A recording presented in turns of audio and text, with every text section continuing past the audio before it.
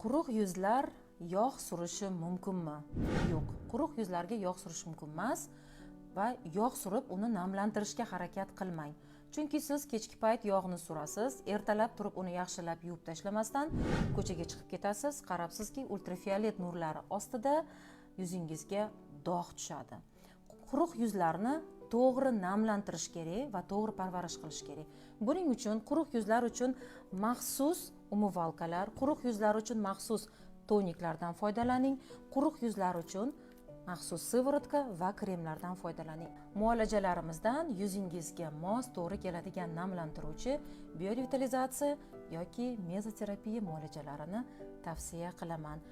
Birinchi navbatda esa suv ichishni, ya'ni kuniga 2-3 litr miqdorida suv ichishni unutmang azizlarim.